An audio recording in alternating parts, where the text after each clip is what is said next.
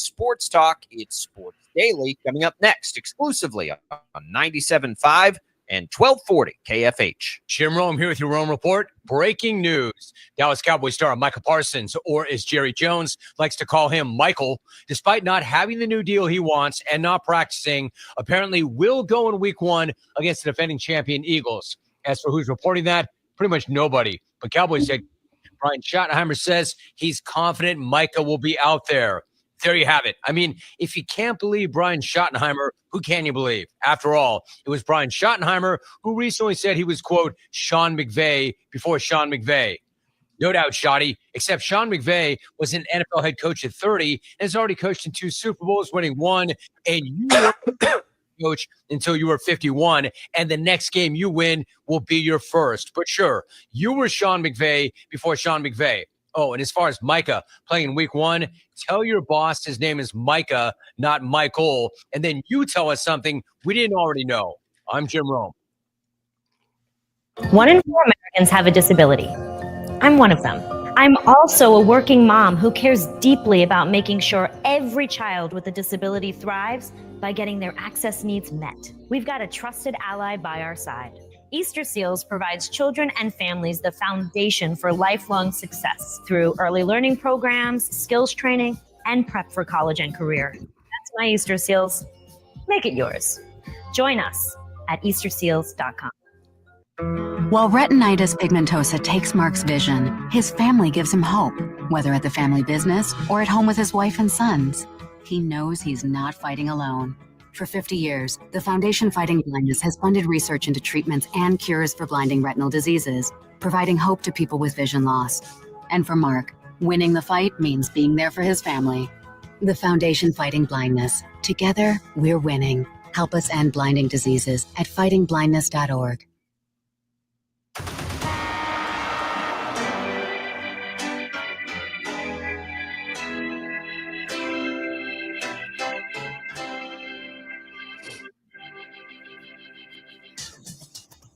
Now, from Wichita's most listened to sports radio, 97.5 and 1240 KFH. This is Sports Daily with Jacob Albrock and Tommy Kester.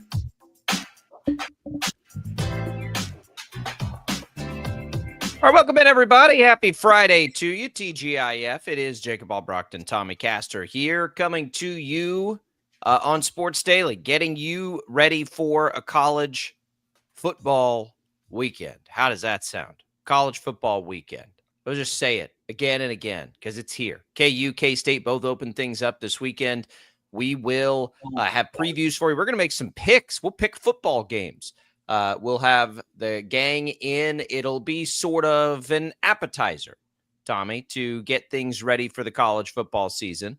So looking forward to that. We've got all kinds of fun stuff coming for you. It will be a blast today. I just we've got fantasy football drafts this weekend. It gets here. We're ready to rock and roll. It is football season. We'll also talk about the Royals who get it done.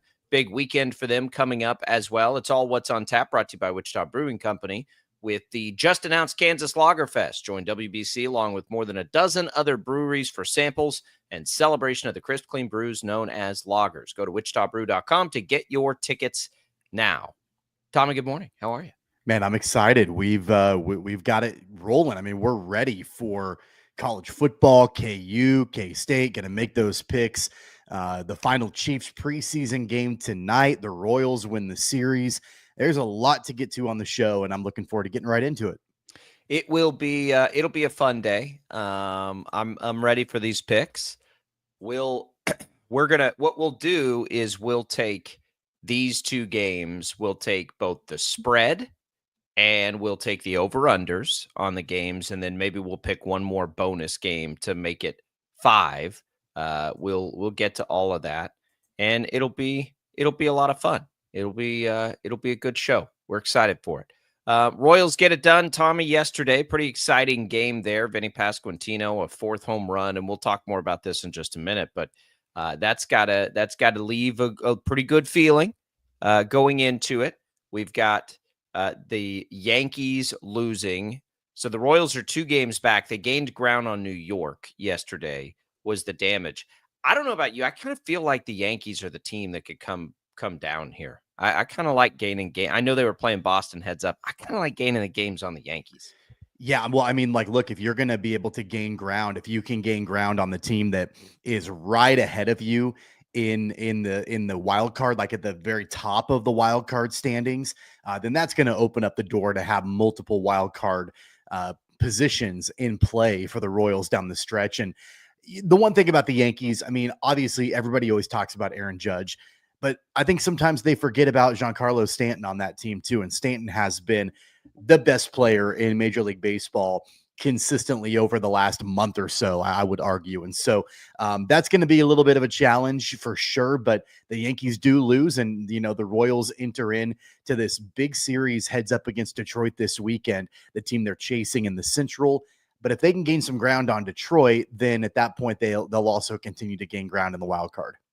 We'll give you chances to win some great prizes today. We'll give you chances to win weeks of free worth Swing 365 golf, some HTO, some movie tickets.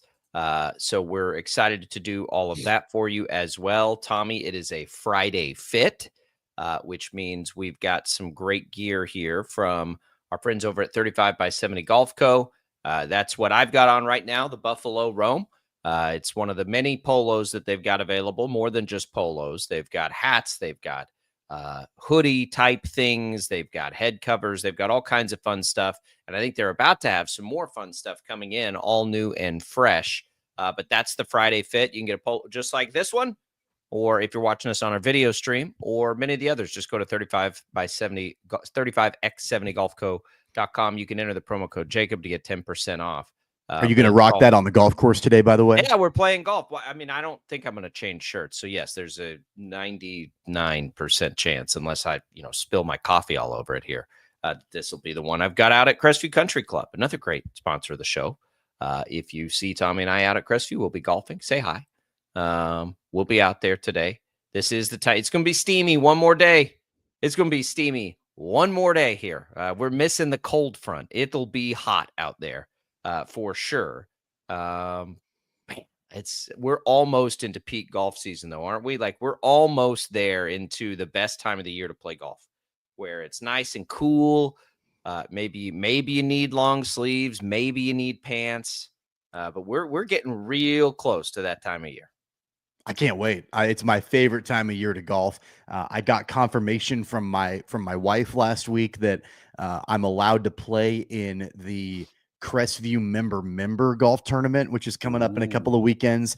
That one's always my favorite to play in. It's a full weekend. And so I'll be doing that a couple weekends from now. So yeah, it's we're here. Fall golf. It's knocking on the door. We're ready to go.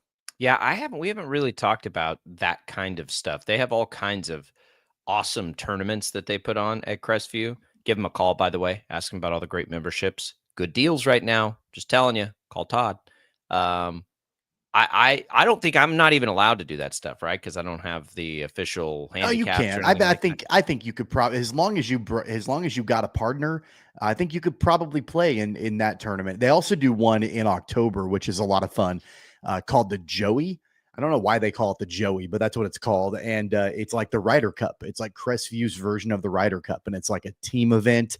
And you battle against the other team, and that one's a lot of fun too. So they've got some good events coming up golf wise in the fall. Still, I'm just sitting over here waiting on some invites, Tommy. That I don't know if everybody can feel the awkwardness over the airwaves or see it, but Tommy's talking about the the member that he's going to play in, and I must have missed the invitation for that. I don't have it. It might still be in the mail. You need to keep an eye on your mailbox. Yeah, go watch. I'll just be checking the box every day. I'll just be checking the box. It'll be, man, I'm so excited right now though for this time of year. We got a buddy coming in that's going to play with us today actually, but he's here for fantasy football drafts. It's just going to be like how many I have drafts like crazy the next 2 weeks. I don't know how many. It's a bunch.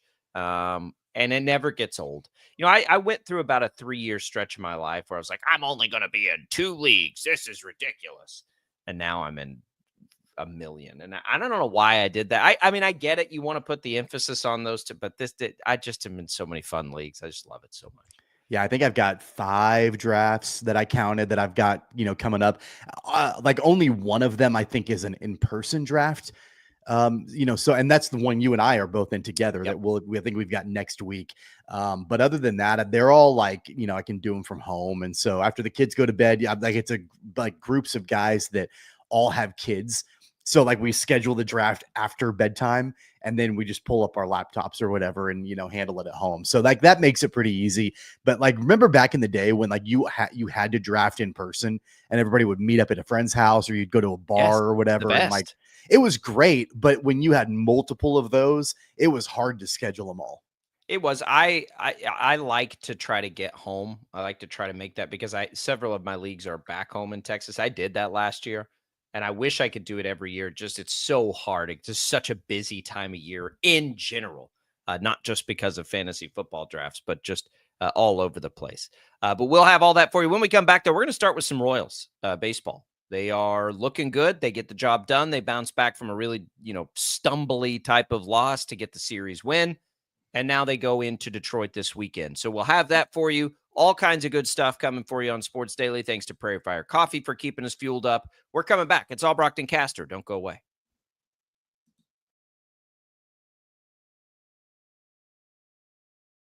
Lightning, hail, tornadoes, flooding. It's the worst of severe weather, and it's coming. Spring brings warmer temperatures, but also dangerous weather conditions. Stay up to date day or night with the Storm Team 12 weather app. You'll get accurate forecasts so you can plan ahead and stay safe, no matter the weather. Download the Storm Team 12 weather app, brought to you by Stutzman's Greenhouse. The future of television has arrived. Next Gen TV is here with stunning video, movie theater quality sound, enhanced voice clarity, and interactive features, all upgradable for the future. Learn more at watchnextgentv.com.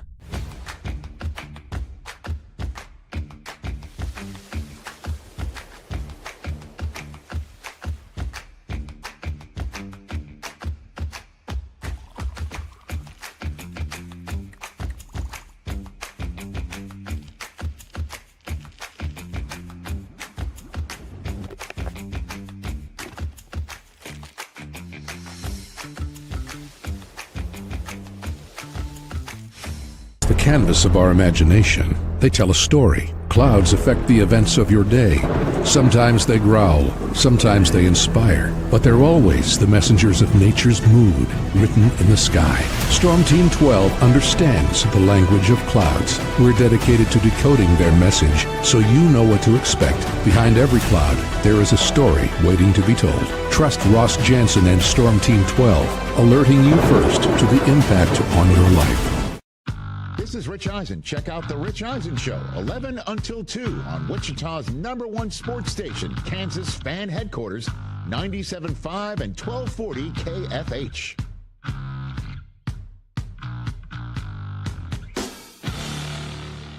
Odyssey is one of the most influential audio and entertainment brands in the nation. You already know Odyssey's iconic local radio brands in Wichita. But did you know Odyssey has the country's best collection of music, news, and sports brands? Odyssey is also a premium podcast creator, major event producer, and digital innovator. Odyssey brings people together across the country and right here in Wichita. Odyssey also delivers meaningful radio and digital audio results. Find out our story and impact at odysseyinc.com/Wichita. Make yourself known now. 831001 in traffic pursuit. Oh my God, here. Investigate TV Plus begins with real people. We investigate stories that impact you and inspire change every day. Something is broken. Real problems. Why are they hiding it? And real solutions. My daughter was dying in front of me. What was your reaction when he said that? Investigate TV Plus, weekdays at 3:30 p.m. on KWCH.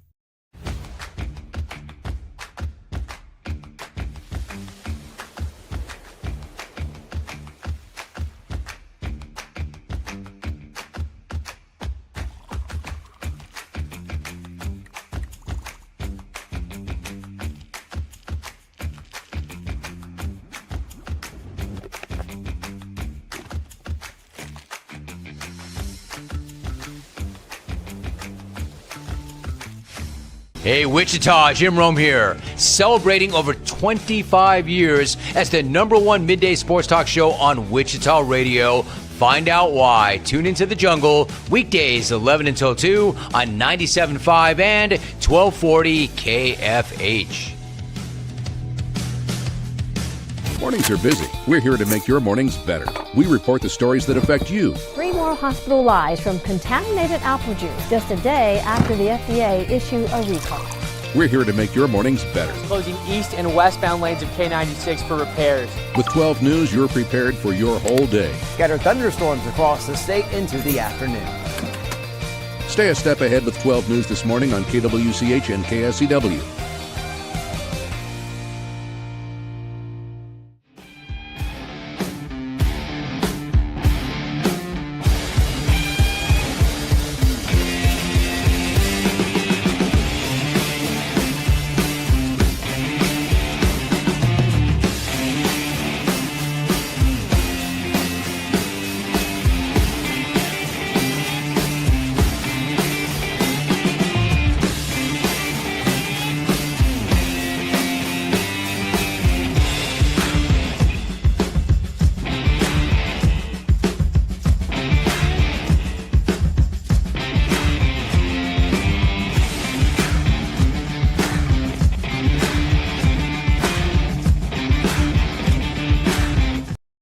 Page.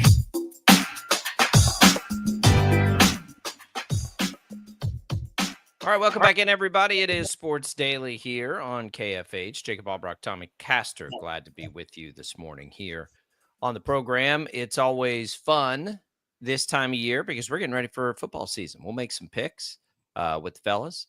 We're going to pick the over and unders, the spreads on KU K-State, and then we're going to pick one bonus game for the group for the first week, and then and then next week we'll probably do like a full slate of college football, and then we'll have the NFL the week after that to get us ready. Tommy, the Royals get it done 6-4 last night. It was kind of a back and forth affair a little bit. They regained their lead in the bottom of the fifth, add to it in the seventh. Bullpen looks good. How many scoreless innings did the bullpen go last night? They went 4. 4 2/3 scoreless. 4 2/3. Yeah. That is awesome. And honestly, like, you feel good about, and we didn't even see Ursig, but you feel good about the 4 guys that got you to Estevez. You had Zerpa, Lynch, Schreiber, and Clark, all dudes with ERAs at around 350 or lower. Like, the depth of the bullpen for the Royals is, even with the loss of Hunter Harvey, is pretty impressive and pretty well timed, because they're going to need it, I think, here down the stretch. They've got Lorenzen, who's probably going to have a quick trigger. They're going to have a young guy in Bergert who probably is going to have a quick trigger. I think Lugo and Waka and Cameron have probably earned a little longer leash, but that, 40% of your rotation, I think Q is going to yank out of there pretty quick if he needs to, and that's going to stretch a pin. So it's good to see that depth. I really like Taylor Clark. He's got so much life on his pitches, and so he's been fun to watch, and he was really good yesterday in shutting down the Rangers. And I think at one point, I believe it was he who had to get out of a jam in maybe the 7th or the 8th inning. But regardless, the bullpen in general, they picked up the team. They looked really good. I thought Michael Lorenzen looked good also until about the 5th inning. And then at that point was when things kind of fell apart. And that's kind of his MO. Common. Yeah. That's kind of what we see pretty generally with Michael Lorenzen. I thought the first few innings of the game, he looked all right. But at the end of the day, he's going to have a little bit of a quick hook there, as he should. He's your 5th starter in that rotation. And so he doesn't have to be lights out, doesn't have to be your ace, as long as the bullpen can pick him up, which they did yesterday. And then the offense really being able to come through as well. But I agree with you as far as the depth of the bullpen. I've always liked Zerpa. I know that he'll get you in trouble from time to time, but I like his energy and what he brings. John Schreiber is cool, calm, and collected all the time. And then I already mentioned Clark and what he does as well for this team. So I think they've got bullpen depth outside of Ursig and Estevez. it should continue to carry them into this weekend. And they're going to need a bullpen to be able to help them out, down the stretch, especially considering they don't have a day off until next week. Yeah, they'll have to have it, and they'll also need their starters to get them through a couple of these games. But the big thing is now you get the Tigers this weekend. A couple other things about yesterday's game. It was a great Bobby Witt Jr. game. Vinny Pasquantino only had one hit in the day, Tommy, but he made it a big one. He hits his 4th straight game with a home run. Boy, there's nobody that can get a heater like Vinny, and that's saying something because Salvi has something to say about a heater himself. Man, that is that's hard to do. 4 in a row, and he's really been on a heater. This happened last year, right? He got off to a slow start and then got on. He would put up a pretty. He'd be pretty high up, like MVP boards probably, if he could get a full season and not have these slow starts to what his production is. He's as good and clutch a run producer as there is in the American League, and he continues to do it, and he's so much fun to watch. You love to see it. Well, yeah, there's no doubt about that. And I think that the thing with Vinny is that he is kind of he's such an emotional leader of this team, where it's really he and Salvi, I think, lead the way that this team feels and the way that they act, and all of that, which is fantastic to see. And I saw a stat yesterday that just blew my mind that this was the most home runs that the Royals hit during a 10-game homestand that they've ever had. You have to go back to 1997, and I believe it was they hit like 17 home runs in a 10-game homestand back in 97. They hit 19 home runs in this 10-game homestand. And so we've talked about it before, that the bats not only have woken up for the Royals, but the power has woken up. The long ball, has been there as well. And so that's been such a huge development for this team, where not only is it clutch hitting, not only is it driving in runners in scoring position, all of those different things. They've got a lot of 2-out RBIs, but the fact that they've been able to hit home runs as well, that had been a part of their game that had been lacking for quite a long time. Great to see that come alive in this 10-game homestand. It is. I don't know how much home runs are sustainable. Like as we're looking at this chase down the stretch, you've got to have more than they had, obviously, early in the year when things were struggling. I don't think you can count on this, but it's been big on the home runs. It hasn't been all home runs, but they're going to need, they need to just, to me, it's like take advantage of opportunities however they come. That's what the team last year was so good at. And it's just good to see them since the All-Star break doing that. I mean, they've been I haven't pulled the numbers up for the month of August, but they've been a top offense. It's just if it can click with the starting pitching, if Seth Lugo can return to form down this stretch. Now, as we look at these standings, Tommy, they're going to have a really, really good chance to get there. They're 2 games back of Seattle. They're 3, which means 4 games back of Boston. They are 3.5, which means 4.5 games back of the Yankees because of tiebreakers. I don't think we have the tiebreaker settled with Seattle yet because they still have 3 with Seattle. So that's what you look at. So just keep that in mind as you look at standings as a fan down the stretch. You got to add a game to the Yankees and Red Sox right now because that's a tiebreaker. They don't play that out, I don't believe, in anymore with the 3 wild cards. Like you lose the tiebreaker, you don't make the playoffs. So we've got a chance here. And that's before the homestand, we didn't know if we did. Now we do. Great. Therein lies the danger, Tommy. Now you got to go on the road and play 3 in Detroit. They can't, if they can end up in the grand scheme against the Tigers 500. If they can just win 3 of these 6 games they'll play with them over the next 9 days, I think that's where you gotta be.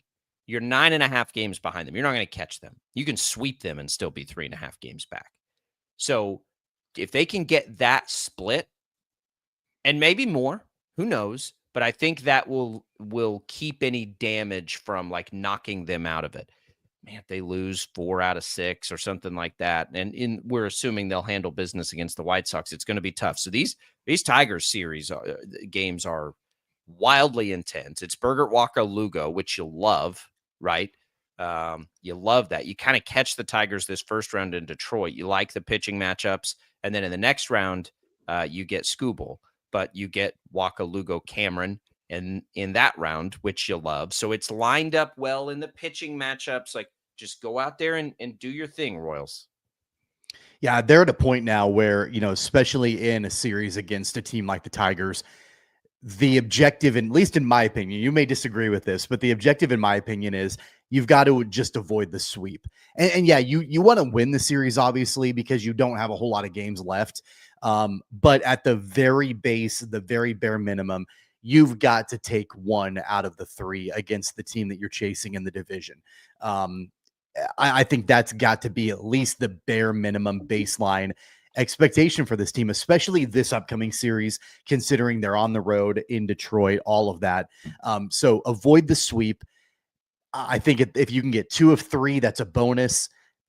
I think it's unlikely they sweep, Detroit in Detroit. But yeah, with the way this team has gotten hot, I think anything's on the table. But at the very bare minimum, avoid the sweep. Look, I think that's a good point. The Royals, when they're playing well, can beat anybody. So I don't want to limit, if they stay hot and just win a bunch of games, then these, us dissecting these series, then it won't matter. Like, the best Royals baseball is as good as anybody in baseball, in my opinion. I think when you think about their lineup going the right way, like when their lineup is on, which now features Garcia, Witt, Pasquantino, Perez, you're going to have a real good chance to do anything as long as as long as your pitching doesn't fall apart. Right now, they've got it. They kind of have it all going for them, right? We if Lou goes back, we don't know that yet. Let's see another start, but they kind of have it all going for them without Hunter Harvey. Even the bullpen looks good. Like, everything looks like it's going. Maybe this is the best Royals baseball collectively. And if that happens, I think they'll beat anybody a lot of games in their opportunities. The best Royals, to me, this seems crazy, but I'm going to say it anyway. If both the Royals and the Tigers were giving you their absolute best, I think the Royals are a better team than the Tigers. They just haven't. The Tigers have just been so consistent this year. They had that one little stretch where they stumbled about a month ago. They thought, oh, maybe this is the opening. And then they've come back and they've won a ton more games since then. They've won 8 out of 10 also. So they're for real. But just like if you told me these two series were going to meet up these two teams were going to meet up in the postseason, and everybody was clicking and all things were going well for these teams, I think the Royals have a better roster right now. I mean, I call me crazy, but I really do believe that. Yeah, and we talked about it at length yesterday, that the fact that they still have Jack Caglione down in AAA, who is absolutely mashing. I think we turn our eyes to that. We turn our eyes to what's the strategy from Cutrero, from Piccolo. What are they going to do with Caglione? When are they going to call him back up?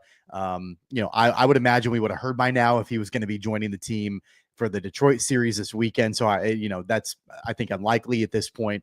So is it sometime next week? Do they wait until rosters expand? Because from a top to bottom roster evaluation perspective, even if you just look at the collection of players right now on this team, the way that this collection is playing right now, they're getting contributions from all over the place. I mean, we talk about Vinny Pasquantino, but like Luke Maile had a bases loaded walk that drove in an insurance run late in the game for Kansas City.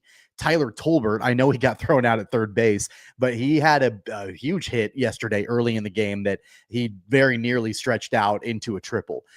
So they're getting offensive contributions from all over the place. Now, of course, having Caglione and his upside and his potential in the lineup is an upgrade over a Tyler Tolbert or a John Rave or whoever, Randall Grichuk. But at the end of the day, they're getting contributions all over the place. Mike Yastrzemski, we talked about what he's done in the leadoff spot ever since he was acquired. He didn't start yesterday, but he came in as a pinch hitter and immediately drew a walk. They're getting these contributions from players that are not named Bobby Witt Jr., Michael Garcia, Vinny Pasquantino, or Salvador Perez. And that's been a huge key component in the fact that they went 8-2 in this homestand. It has been. But I still think the key is that those 4 are clicking. Absolutely. 100%. If those 4 are clicking collectively, this is going to be an offense that scores runs. I mean, they just will be. They not like to have all-star caliber players in 4 different spots in your lineup, and that's what it is, right? Like you've got all-stars basically in 4 spots.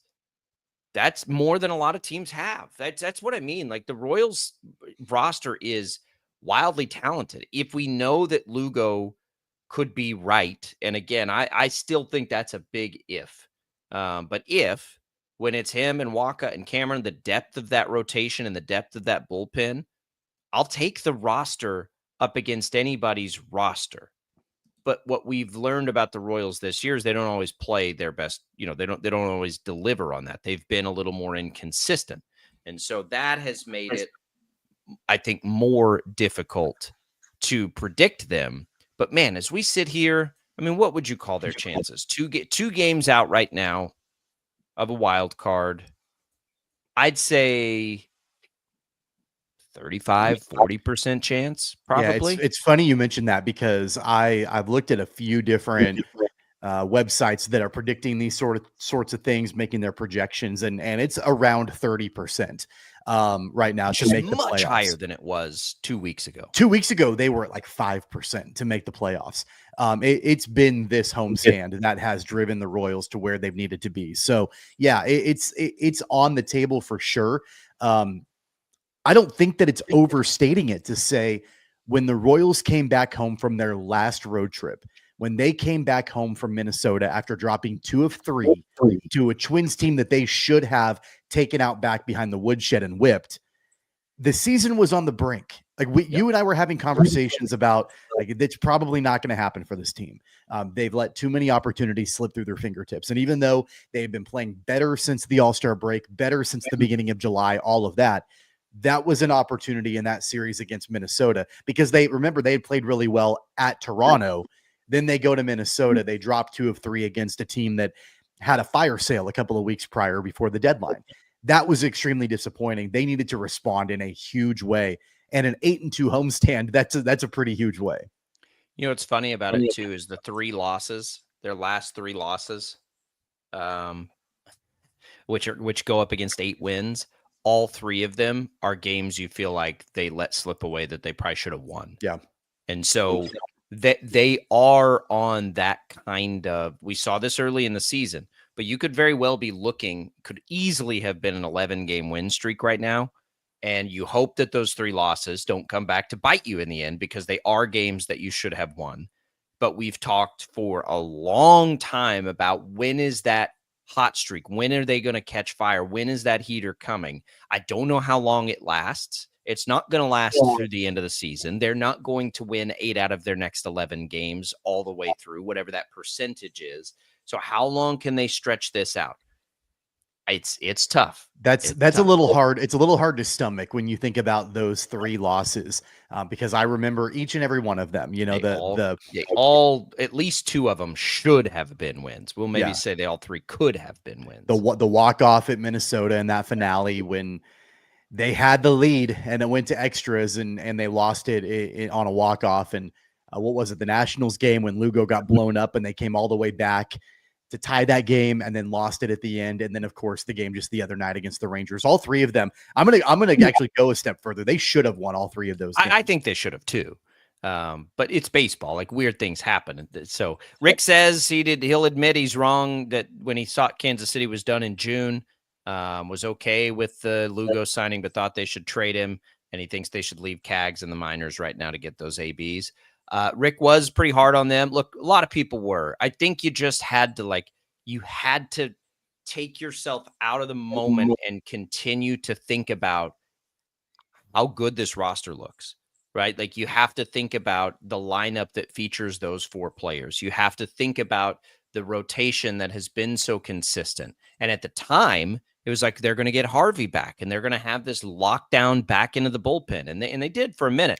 But Piccolo took it a step further and brought in reinforcements to that have been wildly successful and a part of why they're winning these games. So, again, we said this at the deadline. I think Piccolo did a good job, regardless of what happens. If they don't make it, if they make it, I thought they did a good you talk about a heater. He's on one too. Royals play the Tigers. You'll hear it right here on KFH this weekend. We'll come back. We're going to preview divisions. We've got the NFC East today on Sports Daily. Don't go anywhere.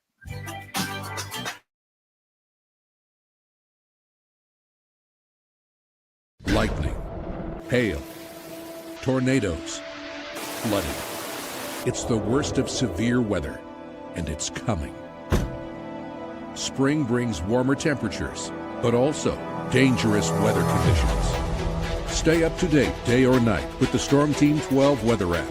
You'll get accurate forecasts, so you can plan ahead and stay safe, no matter the weather.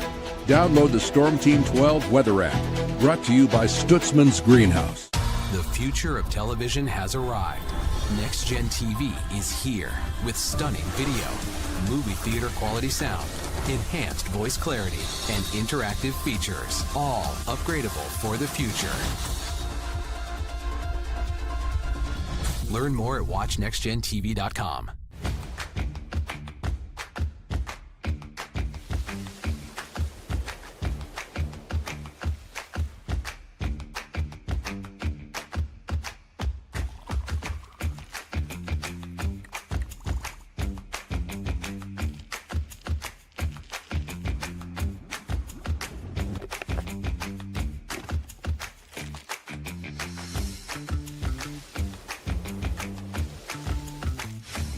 Canvas of our imagination. They tell a story. Clouds affect the events of your day.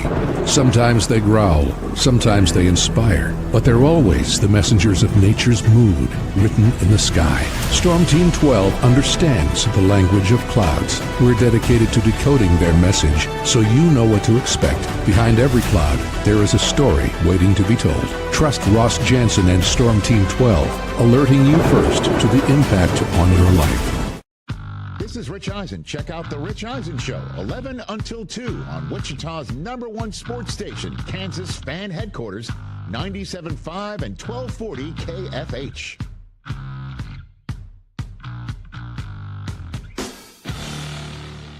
Odyssey is one of the most influential audio and entertainment brands in the nation. You already know Odyssey's iconic local radio brands in Wichita. But did you know Odyssey has the country's best collection of music, news, and sports brands? Odyssey is also a premium podcast creator, major event producer, and digital innovator. Odyssey brings people together across the country and right here in Wichita. Odyssey also delivers meaningful radio and digital audio results. Find out our story and impact at odysseyinc.com/Wichita.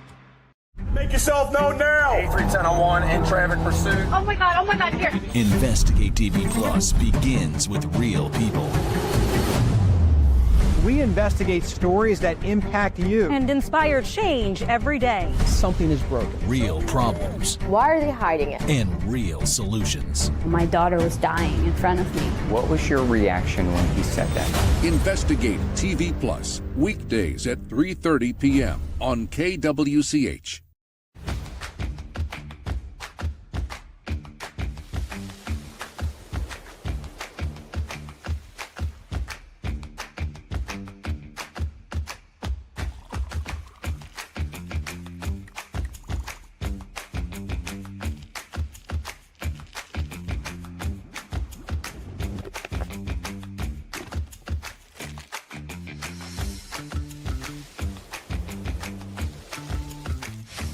Hey, Wichita, Jim Rome here, celebrating over 25 years as the #1 midday sports talk show on Wichita Radio. Find out why. Tune into The Jungle, weekdays 11 until 2 on 97.5 and 1240 KFH. Mornings are busy. We're here to make your mornings better. We report the stories that affect you. 3 more hospitalized from contaminated apple juice just a day after the FDA issued a recall. We're here to make your mornings better. Closing east and westbound lanes of K96 for repairs. With 12 News, you're prepared for your whole day. Scattered thunderstorms across the state into the afternoon. Stay a step ahead with 12 News this morning on KWCH and KSCW.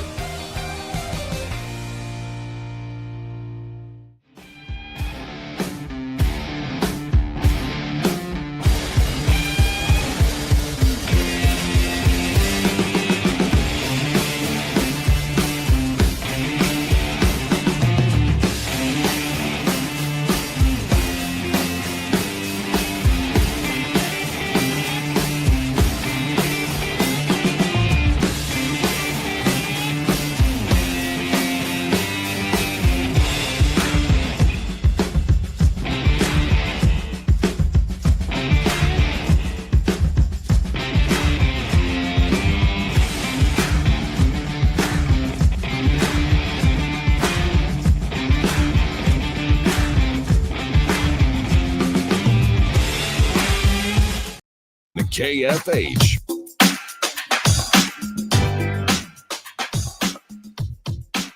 Sports Talk on KFH presented by Paramount Plus. You can't count on much these days, but you can always count on Sundays with the NFL on CBS and Paramount Plus on 12 News here locally, as we are right now on 12 News Connected. Thanks for everybody watching us that way. Thanks for catching the stream on Facebook, on YouTube, on X. You can always leave us your comments there. Of course, thanks to everybody just listening the good old-fashioned way right now, out driving around on KFH, trying to end the week however it is. Maybe you take your smart speaker out on the golf course, Tommy, and you throw on the podcast. I love that idea. I love that think plan. we should do that. I don't think we should listen back to the show while we're playing golf there. But that might be a little weird. We could give each other some pointers on what we would have done differently, how we could have improved the show. I don't know if you saw this or not. Kind of on that note, did you see the headline yesterday that Rob Gronkowski said that he doesn't work out? He doesn't go to the gym and work out before he goes on TV for Fox NFL Sunday. And the reasoning for that, he said it's because he needs to stay sharp. And so that's why he doesn't, for some reason, he doesn't go and work out at the gym before he goes on TV because he needs to stay sharp. And I was thinking about it. That's exactly the reason why I don't work out before our show. I was just going to say, I feel the same way. I totally understand that. I mean, like I've always wanted to have a justification as to why I don't work out. And it's because I've got to stay sharp for this. You're on the Gronk method. Yeah. There's nothing wrong with that. There's nothing wrong with that at all. I also don't work out after the show or ever for that matter. But or on any days that we don't have the show. Yeah, I don't do it at all. But it's because I need to stay sharp. Right. Gotta be on our toes there. You never know when natural workouts might just happen when you're walking throughout your day. All right, let's talk NFC East here, Tommy. This is a fun one. It is the division where you don't ever have repeat champions. Does that trend continue this year? That's pretty fascinating. I think everybody's going to put the Giants at the bottom of this division, rightfully so. It looks like it's going to be the Jackson Dart show at some point, as he has looked pretty good in the preseason. Anything interesting to you about the Giants this year? I'm just not very interested in them. I think the Giants will be slightly better than what they were a season ago, but the floor is very low. I mean, that's not a very difficult hurdle to overcome if you are the Giants. They were a dumpster fire a season ago. I don't think they'll be a dumpster fire necessarily, but they're not going to be very good. They're going to finish last in this division. They're not going to make the playoffs. The jury is still out, at least in my opinion, as far as if Jackson Dart can be a viable starting quarterback. He's been good in the preseason, but it's been the preseason. So who knows? All bets are off at that point. So, but I do think they're going to finish last in the division. Then it gets really interesting. You have the Eagles, you have the Commanders, you have the Cowboys. All three teams, to me, seem capable of being playoff teams. The Eagles won 14 games a year ago. The Commanders won 12. The Cowboys still won 10 games without Dak for most of won 7 games without Dak for most of the season. I have told you before, the Cowboys over futures bet. I think they're being severely underrated. I really wish that this Micah Parsons distraction wasn't happening, which got even more dramatic yesterday as Jerry Jones said that, Parsons' agent told him equivalent to shove it up your, we'll call it tailpipe. I'm not sure if I'm allowed to say the actual thing there, but, he also said, he made an offer to make Micah Parsons the highest paid and guaranteed money non-quarterback in football, and that was the response they got. So I don't care at this point, quite frankly. He'll either play or he won't. I don't think it's worth more than a win, maybe, if he doesn't. Like, I just don't think that position is as valuable as we've talked about this now for weeks and weeks and weeks. So I still think that they are very talented. And I think that the offense could really work this year for Dak. Adding George Pickens is a really good fit. They already have CeeDee Lamb, who's one of the best. I like their tight end Ferguson. I don't know how much they're going to be able to run the ball, but I do think their line's getting a little better. I think this is an offense that could hum. I think they're going to win 10 games. The question for me as we look at these divisions is, what are the Commanders going to do? And I think the signs in Washington are as bad as they are in Dallas. Like, I imagine this offense without Terry McLaurin, who's a much more likely holdout to me than Parsons. I don't know. I think they're probably also going to win about 10 games this year. So order of finish, not 100% sure. Do they both make the playoffs? I'm not 100% sure. I'll still pick the Eagles to buck the winner. It's that 2-3 that I'm really struggling with. I'm with you on the Eagles. I mean, I'm not going to pick against the Eagles. I think they will repeat as division champions. They're just too fully loaded with Jalen Hurts and Saquon Barkley, and like there's just not a whole lot of flaws in their game. I'll be the first one to admit I'm not a big Nick Sirianni fan, but I do think the Eagles will repeat as division champions, for sure in that regard. I'm higher on the Commanders than you are, and I'm lower on the Cowboys than you are. Will there be a step back for the Commanders? Maybe. We've seen that historically with sophomore seasons for quarterbacks. I really like Jaden Daniels. I've been high on him even before he was in the NFL. When he was in college, he was my favorite guy coming out and entering the draft a couple of years ago. And he paid that off in a big way his rookie season. Will there be a little bit of regression? Perhaps that might happen, but it might be a game. I think I like them at like 11 wins for the season, and I don't think the Cowboys are going to reach 10 wins.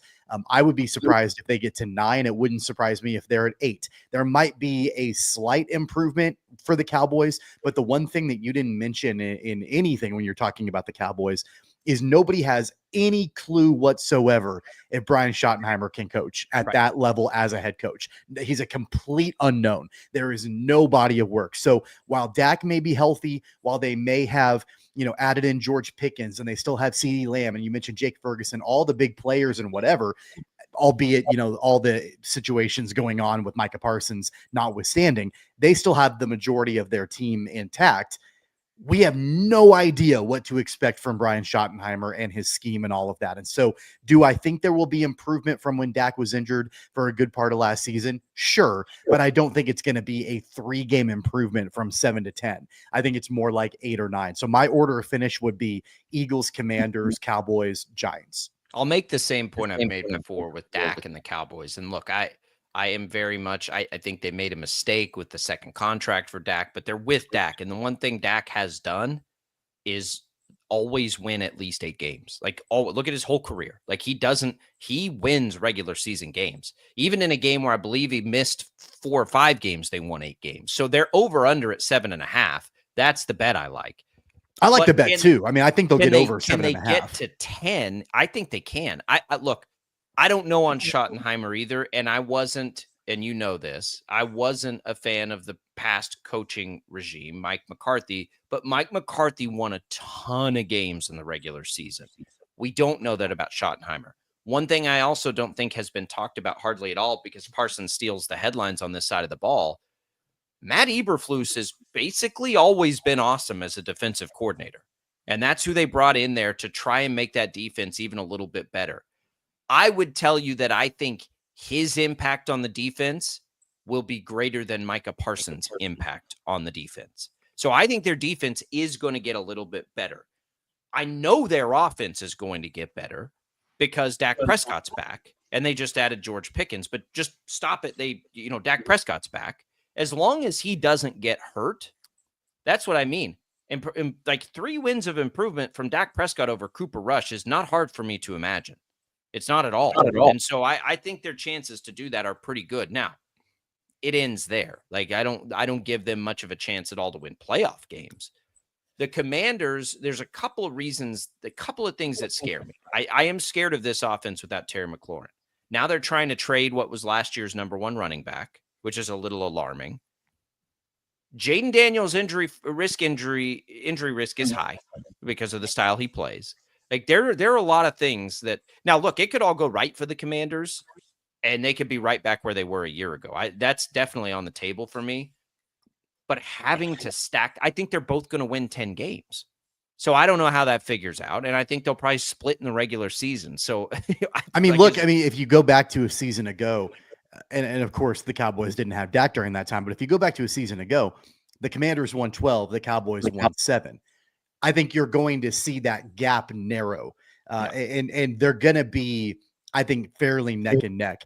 I just think that the Commanders will probably win 10 or 11. 11's probably on the high end, and the Cowboys will probably win 8 or 9. So you see the Commanders regress a little bit and the Cowboys improve a little bit, but I still have the Commanders over the Cowboys. And in fact, I know we'll do playoff picks and all of that, a little bit later on, like next week. I don't have the Cowboys making the playoffs again. It's too much of an unknown for me with Brian Schottenheimer. I don't think that they're going to get that far. It'll be tough because there's a lot of teams that are kind of right there with them. The Cardinals, the Seahawks. We haven't talked about the NFC West. The Rams are all in that range. I think in a best case scenario, the Falcons could be up there with the Bucks, the entire NFC North. So it will be a grind out. And that takes us to Philadelphia. Is Philadelphia that much better than the field? I don't think that they are. I don't know that what they did last year is repeatable. I don't think the season from Saquon Barkley is repeatable. I don't know. I do know that A.J. Brown's getting a little older. I don't think they're as safe as people think they are. I'm not even sure I would call, and we'll do picks at some point. I'm not ready to make these declarations yet. I think the Eagles are going to be good. I don't think they'll be quite as good as they were a year ago. The problem, if you're an Eagle hater, I'll raise my hand, is their defense is probably going to get better just because they have so many young guys that are sort of growing into their roles. So I think some of this offense that's not repeatable can absolutely be offset by improvements on that defense. But they're in a good, but it's hard to pick as much as I want to pick against them because the NFC East has been weird that way for 20 years. Boy, it's hard to do it. It's hard to find enough to say they're going to get past. Like, I'd love for the Commanders to have had McLaurin and not have any questions and come into this season and be like, they're going to take them over. But I just can't do it. I mean, the Eagles they're as safe a bet as there is in football right now. Even beyond their own division. I mean, look at the entire NFC. Who's going to pass them? Who's going to take that crown? I mean, again, the Lions were the number 1 seed a season ago. And that might be the team that you look at to potentially take that throne. But again, when we previewed the NFC North, I mean, there are question marks with the Lions too. They're healthier, no doubt about that.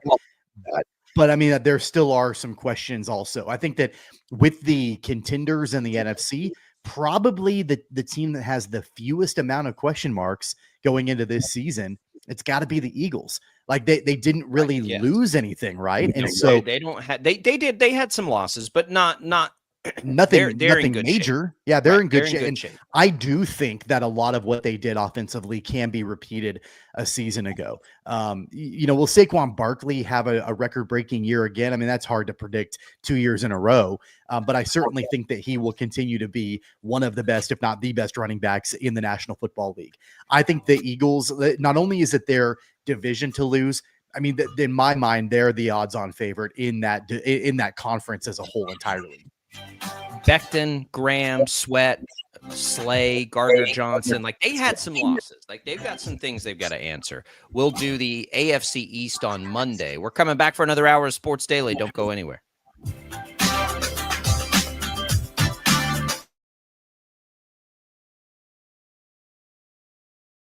Lightning, hail, tornadoes, flooding. It's the worst of severe weather, and it's coming. Spring brings warmer temperatures, but also dangerous weather conditions. Stay up to date day or night with the Storm Team 12 weather app. You'll get accurate forecasts, so you can plan ahead and stay safe, no matter the weather. Download the Storm Team 12 weather app, brought to you by Stutzman's Greenhouse. The future of television has arrived. Next Gen TV is here with stunning video, movie theater quality sound, enhanced voice clarity, and interactive features, all upgradable for the future. Learn more at watchnextgentv.com.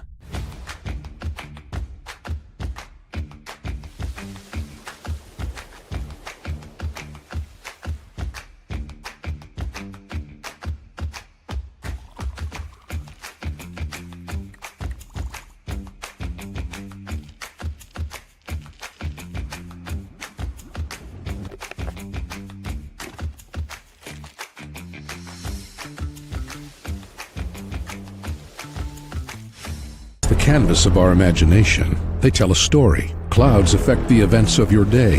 Sometimes they growl, sometimes they inspire, but they're always the messengers of nature's mood written in the sky. Storm Team 12 understands the language of clouds. We're dedicated to decoding their message so you know what to expect. Behind every cloud, there is a story waiting to be told. Trust Ross Jansen and Storm Team 12, alerting you first to the impact on your life. This is Rich Eisen. Check out The Rich Eisen Show, 11 until 2 on Wichita's #1 sports station, Kansas Fan Headquarters, 97.5 and 1240 KFH.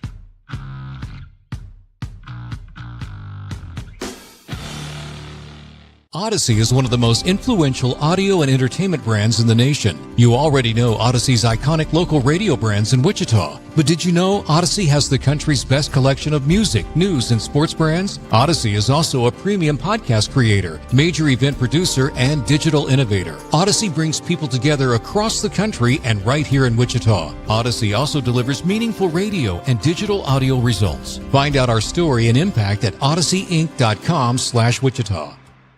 Make yourself known now. Avery 1001 in traffic pursuit. Oh my God, here. Investigate TV Plus begins with real people.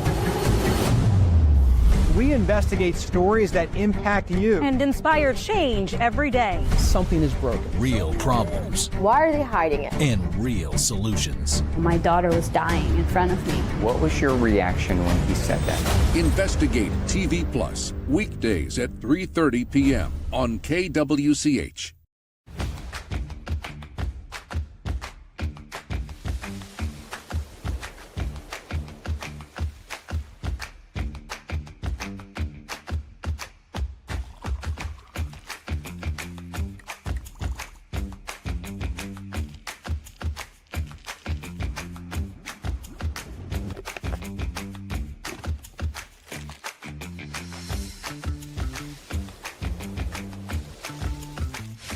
Hey, Wichita, Jim Rome here, celebrating over 25 years as the #1 midday sports talk show on Wichita Radio. Find out why. Tune into The Jungle, weekdays 11 until 2 on 97.5 and 1240 KFH.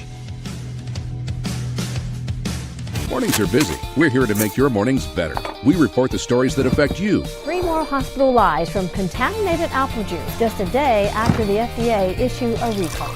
We're here to make your mornings better. Closing east and westbound lanes of K96 for repairs. With 12 News, you're prepared for your whole day. Scattered thunderstorms across the state into the afternoon. Stay a step ahead with 12 News this morning on KWCH and KSCW.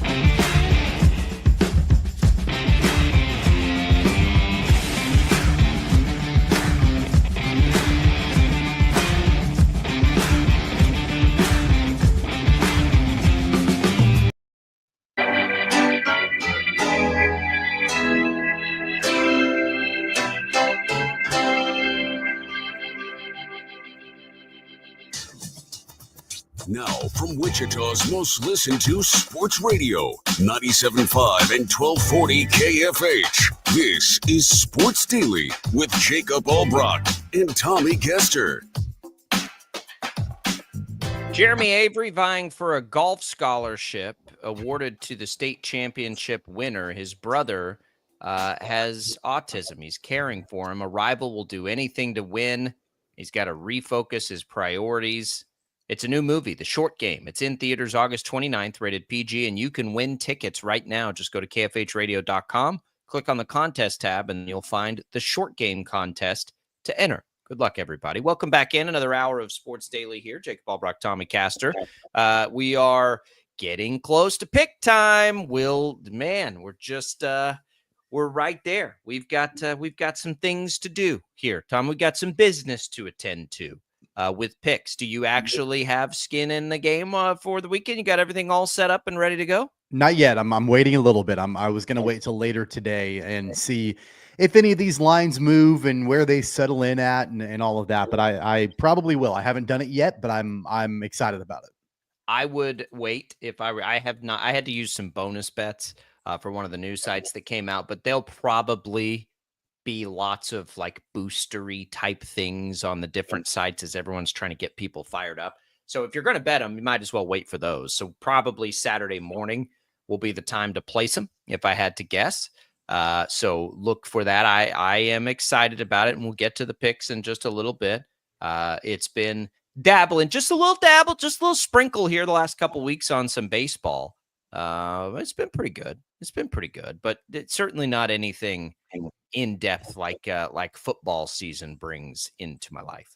I'm excited to have the whole gang in a little bit later on Yeah, today to do me picks. too.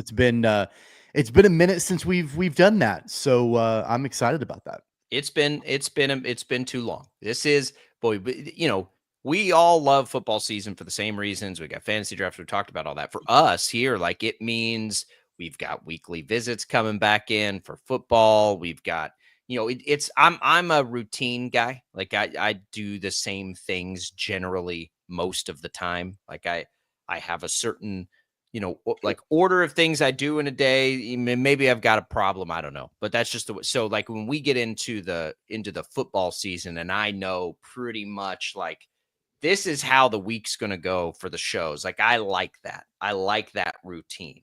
Um, some people might say it's what is it OCD? Like You're a but creature maybe of habit. It's okay. I am.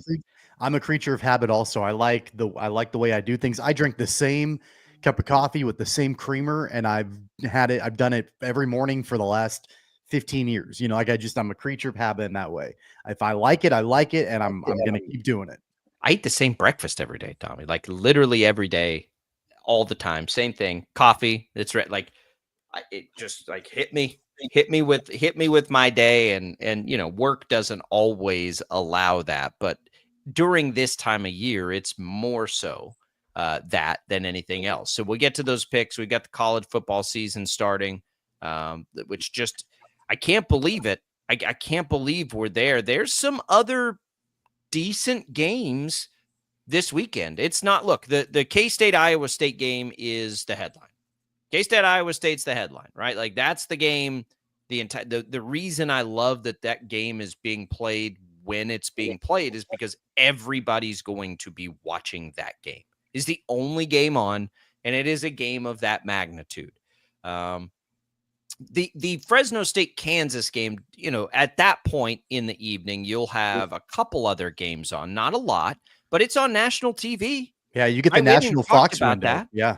So that's a good opportunity. New stadium, new digs. Can Jalen Daniels remind everybody why not that long ago he was the Big 12 preseason player of the year? All of that's on him.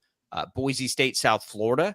That's a game right now where the line's within a touchdown. Boise State was a playoff team a year ago. That game will be next Thursday. That is not our bonus game, I will tell you. We have there's plenty. There is plenty to choose from between now and the next time we will make these. The Saturday is pretty light, but we're spoiled because we get both Kansas State and Kansas in there. And it means you can essentially watch football all day. This is the one, fellas. You better make sure the dishes are clean tonight and whatever else it is that you need to do to get locked in tomorrow, because tomorrow's the first time we're going to have to, and you got to ease the wives into this too. By October, I think there's just kind of a general understanding of like, oh, great. Whichever you choose, maybe both. I don't think most of us can get both, whether it's Saturday or Sunday, where you're like, oh, great, we lost the day to football today. Good. That's fine. It happens. I mean, like it's that time of year. There have been too many weekends since February where there hasn't been football on, to be able to the do that. Botanical Gardens. Yeah, too many walks through a strawberry field. Yeah, too many farmers market visits and yeah. too many brunches and things like that. So it's going to be nice to be able to settle in and watch some football. I'm going to the Chiefs preseason game tonight, and then I'm coming right back home, going to sleep, waking up. I'm going to watch a little bit of K-State, Iowa State, but then we're going back to Lawrence tomorrow for the KU game in the new stadium. So it'll be full of watching football in person this weekend, which I'm super excited about. It'll be, for me, a great concert tonight. Eli Young Band's at Equity Bank Park, which, by the way, I think they still have tickets for those. I think I got an email this morning that said, so go out there. If you haven't seen a show at Equity Bank Park, and I know there are more of them coming, it's a good spot to watch a concert. It is. So I'm excited to do that tonight. And then a full day of fantasy football drafts tomorrow. Days are a little bit different, but still in the spirit of things. Then I'll be on Sunday morning very early with you on right here on KFH, but on the Infinity Sports Network from 5 to 9 a.m. So as you're waking up and you flip it on, say what's up, because that'll be those shifts when we get into football season. Those are so much fun. Summer, you're stretching a little bit. How much can you talk about Micah Parsons over 4 hours? But this time of year, knowing you can probably talk a lot about Micah Parsons over 4 hours. You give me a topic and I can stretch it out, baby. Like you can't do one of those 5-hour shifts without you have to. Like in the summertime, there just aren't that many interesting things. Believe it or not, nationally, it's a little more difficult to talk baseball than it is like here when we have a relevant Royals team that's very easy to talk about all the time because it's a relevant baseball team. That's why I say there's nothing better than a relevant baseball team, because in the slowest time of the sports calendar, it gives you something to do every day. You mentioned the Eagles roster last time. I looked this up because they've got some things here. They're going to lose Josh Sweat, Darius Slay, CJ Gardner-Johnson, and then Milton Williams defensively, among others. They're going to lose Mekhi Becton. Brandon Graham retired. They have a lot of losses. Like it's not the headline guys we think about, but it's just like that's a lot of starters that have to be replaced. So we'll get to predictions. And I haven't decided all of this. I don't know if you have. Do you envision yourself putting the Eagles in the Super Bowl? Like, what are the chances?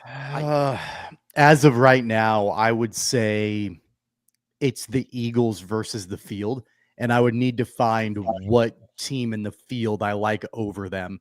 Yeah. I haven't fully made up my mind, but if you forced me right this second, I'd probably lean Philadelphia. I don't think they're winning 14 games again this year. And I think their win total in Vegas is probably at 11.5. That's the highest anybody ever is. But we'll see. We'll see what they're able to do on a repeat performance. But I did want to mention that we just previewed that division. Next week, we'll have the AFC East, the NFC West, and, of course, the AFC West. And then we will get into our football predictions. That should leave us doing that next Thursday, I believe. That should be how that lines up. So we'll be ready for that. We'll have everybody in for picks in just a couple of minutes. So make sure you've got your opportunity there to tune in and make fun of us or write that down. I would never advise anybody to follow us along with their actual wallets, but it is, of course, always a fun way to talk about these games. All right, Tommy, let's give away real quick Swing 365. You can get a free week at Swing 365, which is your own private simulator.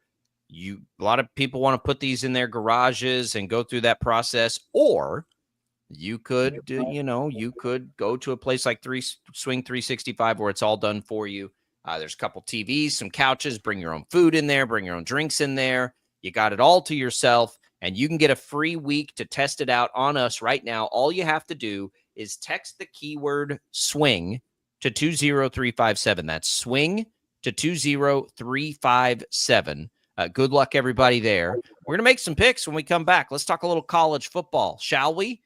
We've got that coming for you on Sports Daily. We'll get back to the Royals a little bit. We'll look ahead to tonight's preseason game with the Chiefs as well. We're not picking that, although that would have been funny. Maybe we should make that our 6th game because we're picking 6. You know what? I like on the spot. Let's do that. We're going to make the Chiefs preseason game picks as well when we return. We need to get to 6 because during the real season, we'll go 3-3. So there we go. I'll tell you what the bonus game is too, but a lot, of course, about KU and K-State. That's coming next. Don't go away. It's all Brockton Caster on Sports Daily.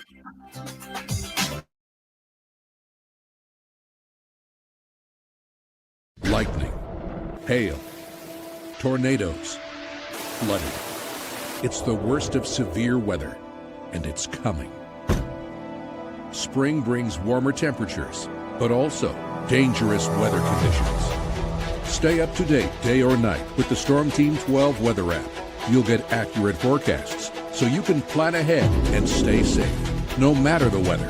Download the Storm Team 12 weather app, brought to you by Stutzman's Greenhouse. The future of television has arrived. Next Gen TV is here with stunning video, movie theater quality sound, enhanced voice clarity, and interactive features, all upgradable for the future. Learn more at watchnextgentv.com.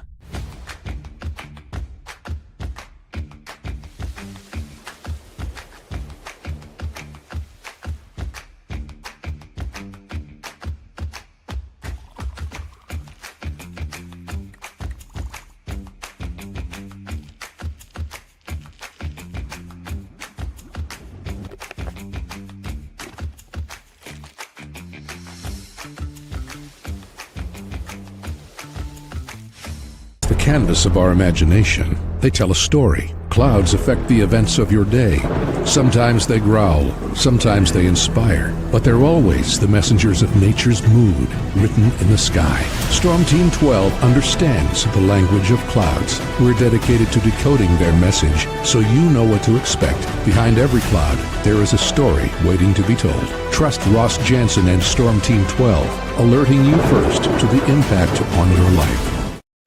This is Rich Eisen. Check out The Rich Eisen Show, 11 until 2 on Wichita's #1 sports station, Kansas Fan Headquarters, 97.5 and 1240 KFH.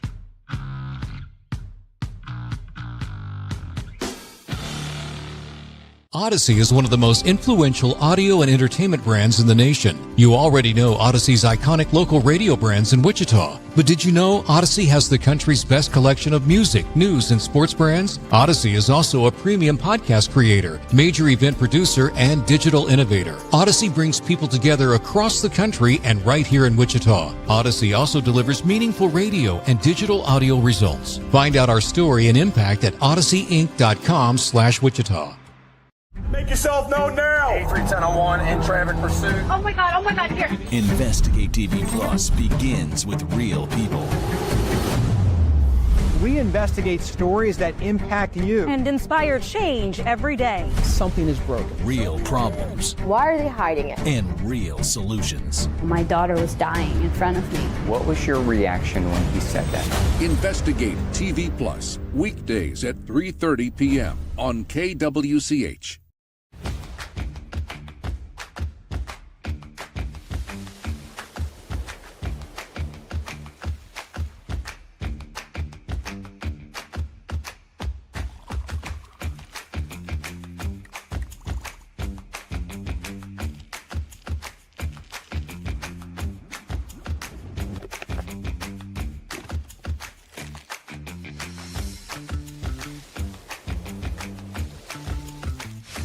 Hey, Wichita, Jim Rome here, celebrating over 25 years as the #1 midday sports talk show on Wichita Radio. Find out why. Tune into The Jungle, weekdays 11 until 2 on 97.5 and 1240 KFH. Mornings are busy. We're here to make your mornings better. We report the stories that affect you. 3 more hospital lies from contaminated apple juice just a day after the FDA issued a recall. We're here to make your mornings better. Closing east and westbound lanes of K96 for repairs. With 12 News, you're prepared for your whole day. Scatter thunderstorms across the state into the afternoon. Stay a step ahead with 12 News this morning on KWCH and KSCW.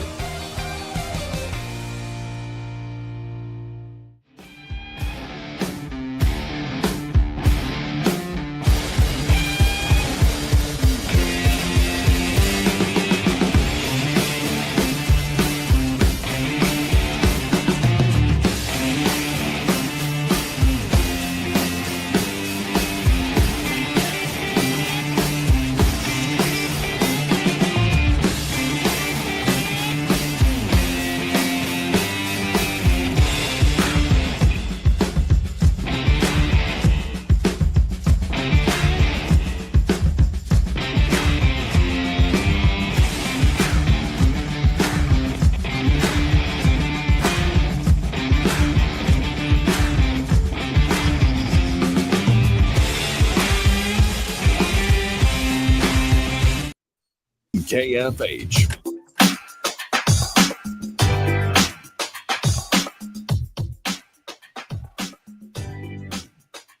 Oh boy, if you're watching on the video stream, this is something here. We've got 5 different places of interest ready to rock and roll. We got football picks. We got Brandon Zenner, TJ Cleveland, Paul Savage back in the house. Savage, how are you, man? I'm good. What's up, big boy? You doing all right? I'm tired. Ready. I'll tell you what I'm telling you how I'm doing. I am ready to kick your tail in picks this year. That's how I'm doing. Well, let's see. I think I'm right on this, Tommy. You might want to remember it for me. 3 years in a row champions. I think isn't it like a tri-champion, a tri. Yeah, I think that's right. Savage, it's a three-peat. Savage is in the middle of a three-peat. Yeah. Four. What comes after Savage accomplished what the Chiefs could not. That is a good way of looking at it, baby. We're looking at it that way. This is an appetizer, but it counts. Like this counts. So we're gonna take these. So Paul, I'm relying on you to keep us honest here, as you always do with our picks. What we're gonna do is we're gonna pick Iowa State, Kansas State, both the line and the over/under. We're going to pick Fresno State and Kansas, both the line and the over-under. That makes 4. We actually get to sneak in Nebraska-Cincinnati on Thursday before we pick again. So that's our bonus college game. Will be Nebraska and Cincinnati, which I think looks like a pretty good game. Cincinnati, by the way, just for everybody, so you can start thinking about it, is a 6.5-point dog. They're playing that game at Arrowhead. And then we're going to pick the Chiefs preseason game tonight. So here we go. The Chiefs are 1.5-point favorites at home against the Bears. That's right. That's right. We're gonna go there. We're gonna get into a little preseason football to make the 6th game. When we get into the season, it will be back to 6 games. Before we get going, Savage fan Brandon says, "Good to hear you back." What's up, Savage? So. Trying to get you ready to go. All right, here we go. Let's start with the first game. Let's start with K-State. K-State and Iowa State. K-State is a 3-point favorite on the neutral field. Paul, you get the honors. You are the champion. You can pick first. 3-point favorites for the Cats. You know something? This is tough. Now, let me tell you why it's tough. The reason it's tough is because this early into the season of a college football season, does anybody have a feeling for anybody? NIL, portals, all the things that are going on. Everything that comes and goes with college football is different than it used to be just 5 years ago. And my question would be, would anybody that's making picks today and have an understanding is, where are these college football teams? Who are the teams that are going to gel? See, we have problems with teams gelling. We have problems with teams and figuring out where they're at with skilled people. We understand, the quarterback situation and guys moving around, one going to Georgia and then they move off and they go to USC or wherever they're going. I don't get it. I'm not sure. I don't have a good feeling for these games, but I suspect most of you guys don't have a great feeling. I'm going to take K-State because I think there's more of a stability with regards to guys coming and going with the NIL situation, portal situation. And it's hard to say. It's hard for me to believe that I'm actually saying I'm taking K-State I guess I'm taking K-State partly because there's less conflict going on in the program because of NIL and portals and that kind of stuff. So I'm taking K-State. I mean, it's crazy. Right. K-State -3 for Savage. TJ, if this was a beer drinking contest, it'd be hard to go against Iowa State and Ireland, but it is a football game. Where are you leaning on this? It'd be tough. I love that Paul Savage makes his return to the airwaves on KFH and fires off a local man yells at cloud statement for a minute and a half there. So that's a good way to get back into the program. It's a very Paul Savage statement there. I'm going to take the Cats in this one. I think it's either going to be they're going to come out and dominate the entire game, or it could be something fluky because it's Farmageddon. They've lost 4 of the last 5 in Farmageddon. So it is a really interesting game. I think weird things can happen. The fact that it's overseas and it's a 6-hour time difference and something weird has to happen in this game. But I'll take like a late touchdown by Dylan Edwards to win by like 6. So give me the Cats. Brandon, that's 2 for K-State. You making a change there? I have a specific strategy this year, kind of in the opening weeks as we ease in. And so, for reasons unsaid, give me K-State. Okay. We'll get to the bottom of that secret. Tommy? I thought it was interesting that within the first 15 seconds of Paul Savage back on the show, he's already talking about NIL. But here we are. That's what happens. The trends would tell you that it doesn't look good for Kansas State in this game. Just the trends. Like TJ mentioned, they've lost 4 or 5 games in Farmageddon. Matt Campbell has had Chris Kleiman's number over the years outside of the 1 year in 2022 when the Wildcats won the Big 12. Iowa State has dominated over the last half decade this rivalry. So the trends would tell you that it doesn't look good for Kansas State. That being said, one area that I actually do agree with Paul on is talking about the turnover in the programs. And Jacob, you and I have talked about that a lot over the last weeks and months, that Kansas State really hasn't lost a whole lot. And outside of Rocco Becht offensively, we know nothing about Iowa State's offense. They lost their 2 top wide receivers. We just don't know a lot about what the Cyclones bring back. And so because I know more about Kansas State, I'm going to take the Wildcats. I'm going to lay those points. This is the biggest game of the year for both of these teams, and it's the very first game of the season. So there's a lot at stake, but I do think the Wildcats will get it done. I'm going to take the Cats and lay the points. In a game full of questions, I think everybody's right on that. It's hard not to bet on the 2 best players on the field for either team, Dylan Edwards and Avery Johnson. So I'm going to bet there. I'll take K-State because we at least have that, right? We at least know that those 2 guys can carry the ball a whole bunch, and you take your chances with it on a 3-point line. But it is overseas. It is Farmageddon. Iowa State's always pretty good. Like, anything can happen. I don't know that anybody's highly confident in that. All right, let's switch it right over to the over-under at 50.5. I'm going to take the under there. I'll start us. I'll go under 50.5 because I do think there will be a lot of action on the ground for both of these teams, at least in the first half. I think they'll take their shots through the air, but just game script, I think that clock's going to keep on ticking. I'm going to take the under 50.5. Paul? Same thing. Good reasoning. That's as good as any reason I could come up with. I don't know that either one of these are going to be what you'd call, high-flying football teams. And when it comes to scoring points, I'm going to go with the under as well. I think that's a smart pick. TJ, you think these offenses can click this early to get over a 50.5? It will be a close game, which always leans to the over. Yeah, that's the only thing that's really making me hesitate, but I do think this is a very running back heavy game. These are 2 teams that really kind of pride themselves on their defenses whenever people talk about it. K-State's got the mob mentality. They always talk about their defense, even though I think it's going to be an offensive heavy team this year. But I do think it's going to be a defensive game. It's going to be something probably kind of ugly. It's week 0. And as Paul talked about, the transfer portal just ruined college football. So who knows what the offenses are going to be able to do out there. So I'm going to take the under too. Brandon?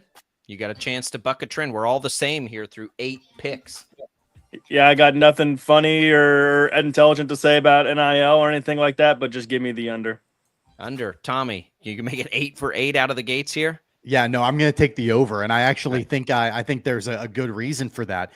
This is an opportunity for Avery Johnson with the entire national and international window open on him, and everybody looking at him in this particular game. There are no other football games going on at that time tomorrow, but that one, he's got an opportunity to put on a show and get in the hunt for the Heisman really early on this season. I think he's going to put on a show. I do think K-State is going to come out swinging. And so because of that, I'm actually going to take the over. I think that there's a good chance that, this game will end up in the upper 20s for both teams, maybe even approaching 30. So I'm going to take the over. 27-24 puts you over if it's a close game. Like it's an interesting line. All right, let's go over to the other one. Kansas opening the new digs at David Booth Kansas Memorial Stadium. Let's start with TJ on this one. I believe is where we are. You've got a 13.5 point number. That number has moved up for Kansas to 13.5. Where are you going to go with this one? I was very Fresno State heavy for a long time until I pointed that out to Brandon that it's a Mountain West opponent and it could be a pretty tough game. And then Brandon asked me, how much do you know about Fresno State? Which is nothing until I Googled them and realized that they lost 8 games and have a new head coach. So I don't think that that's going to be that close of a game now that Brandon pointed me towards that trend. So give me the Jayhawks because it's a new stadium and they got to do something cool. Brandon, maybe TJ just tipped your hand there, but what are you thinking on this one? Well, I will allude to that. My strategy was just to pick whatever Paul picked for as long as possible, and it only lasted for two picks. I didn't get to think that far ahead with the strategy. But yeah, Fresno State. When you just look, I mean, they lost 11 guys on defense. They lost, I think it was 8 on offense. They brought in a quarterback who has thrown 37 interceptions in his 3 years as a starter. Fresno State stinks. Give me KU. Tommy, you agree? You'll be there. Yeah, I'm going to take the Jayhawks in this game. I think that they've got an opportunity to, send everybody home happy. The very first game in the remodeled David Booth Stadium. People are sleeping on Jalen Daniels this year. He's not getting the kind of attention because of what we've seen over the last couple of years, health-wise and that sort of thing. I think he's going to put on a show. So I'm going to take the Jayhawks and I'll lay those points. 13.5 points to a team that lost so much. I'm with you on Jalen Daniels. I just don't know. I want to be contrarian just for the hell of it, but I can't. I mean, Fresno State's not going to be any good, I don't think. I mean, that's the problem is while I don't know anything about KU, but bet on Fresno State. Give me a break. I'll take KU. I'll lay the points. Paul? Well, it's the same thing. And by the way, Fresno State hadn't been good since Coach Sweeney, a Hall of Fame coach, coached that team, and that was 20 years ago. They have not been good. We don't even know, they're not relevant hardly in anything at this point. Rebuilding, it's a mess over there. Jalen Daniels, don't you kind of think that maybe this is it? I mean, isn't he going to be where he needs to be? I mean, he's put in his dues. He's taken his lumps. Yeah, he's as healthy as he's been going into any season. I think this is, if there's going to be a year where he's great, this is going to be the year. So I'm going to take KU. That's really almost the easiest spread. And am I liking 13 points? That's a lot of points, fellas, but it's Fresno State. 20 years ago, Paul. That's back when you first got on Social Security, isn't it? Yeah, at least it's gone up every year. It's been a long time. All right, yeah. TJ, over under on this one is also 50.5. That feels like Vegas is just kind of throwing a dart at a blanket number. 50, and actually this is Brandon. Yeah, it's Brandon first. 50.5. Brandon, what do you think? I'll put my hand up. I have integrity. I will make the first pick for this one. Yeah, as much as I do like KU's ability to be able to score points and cover the spread, I have no faith in this secondary early enough to be able to at least make any stops. So by the slimmest of margins, it might be by that half point by the hook, but I will also take the over. And I mean, what are we here for? We're not picking unders. That's right. Nobody likes unders, Tommy. You be that guy? For that exact same reason, I'm taking the over. I'm not gonna go to this game, the very first game of the season, and be cheering for the under. I'm gonna get root for 40-8. Yeah, I'm gonna be run out of the stadium if I'm like cheering for punts happening. So give me the over. I want to see a bunch of points up on the board tomorrow. Yeah, it's over. I think Jalen Daniels will be good. I think the offense will be fine. And I don't have a lot of expectations for the defense, quite frankly. There's garbage time potential here. I'll take the over as well. Paul? 50 will be covered by KU by itself. This could easily be a 55-12 game, something like that. It could easily be that. I'm going to take the over. This might be the easiest pick of the whole morning. TJ, you've got island opportunities here. We're 7 for 7 on this. You going to take the under? I'm taking the under because I knew you were all going to take the over. If you're going to let me go first, I was going to take the under because I knew everybody else was going to take the over. KU wins this game 49-0, and it goes under. Okay, right. That's one up. There you go. We'll get to let's go ahead and do the other college game we're going to do. Nebraska, Cincinnati. It's at Arrowhead. Cincinnati is a 6.5-point dog in that game, representing the Big 12. Tommy, how you leaning? I know we got a lot of Husker fans out there. Yeah, I'm going Nebraska. I think that Matt Rule has got things humming a little bit more than what some people thought he would. I think they're going to get off to a really good start. And the fact that it's really not that far of a trip from Lincoln down to Kansas City, I'm going to take the Cornhuskers to win this game, and I'm going to take them to lay the points. I'm second here. I'm with you. I think Nebraska's probably a little better than their guy. I'm a Rule guy. I think Matt Rule is finally the right person there. I like their quarterback, Raiola. So I'll take Nebraska there. I do think this will be a good game, and I'm curious to see Cincinnati, but I'm going to take Nebraska as well. That takes us to Paul. Well, something, if you follow NIL like I do, you got to understand that Nebraska is one of the more stable football teams at the college level in the country. Their comings and goings and their changing over rosters is a little less than most everybody. I mean, they're really more stable than a lot of people. And I think with that being said, I like the stability that Matt Rule brings. An old Baylor coach. Why wouldn't I go with Matt Rule? I wish he was still at Baylor. But I'm going to go ahead and take Nebraska on this. And part of it is I'm not sure about Cincinnati. Fellas, I'll be real truthful. I'm not sure I know much about Cincinnati, so I'm going to go take Nebraska. All right, TJ, you got a Cincinnati, another opportunity to kind of go against the grain here. I can't believe that you guys are just leaving the low-hanging fruit joke sitting on the table, but Patrick Mahomes is amazing in Arrowhead. Give me Nebraska. Okay. All right. For those out there that for our older audience on social media, Raiola is Patrick Mahomes' clone. That's the joke there. So so that makes 4 for Nebraska. You got a Cincinnati Island here, Brandon.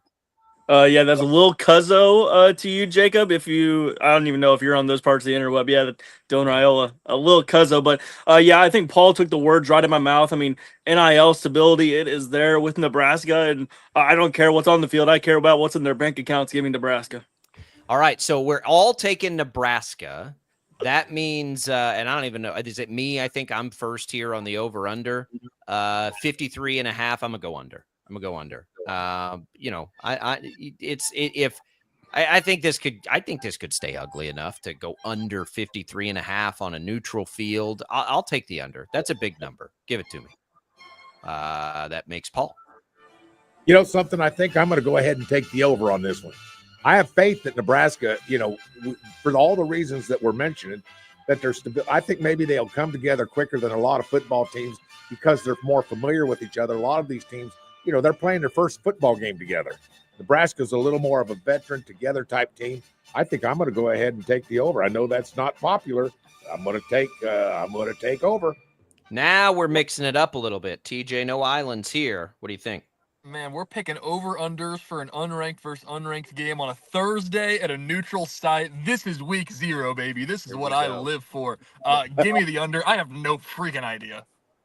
All right. You know what? Let's do this. Let's take a quick break. We're right up against a break. Stick around through the break, and we'll make this last. We'll finish this pick, and we'll get to that preseason game. It's Sports Daily. We're coming right back.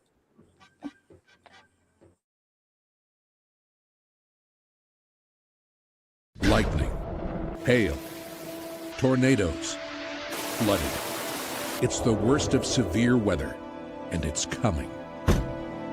Spring brings warmer temperatures, but also dangerous weather conditions. Stay up to date day or night with the Storm Team 12 weather app.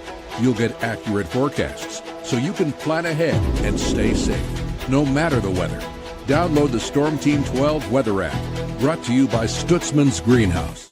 The future of television has arrived.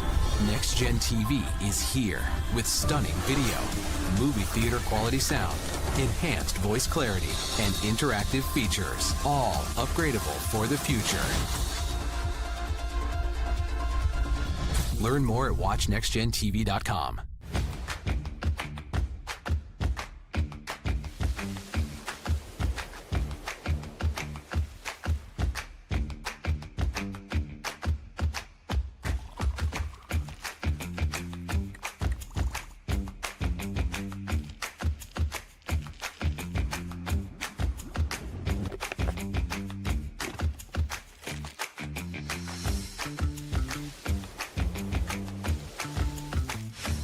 Canvas of our imagination, They tell a story. Clouds affect the events of your day.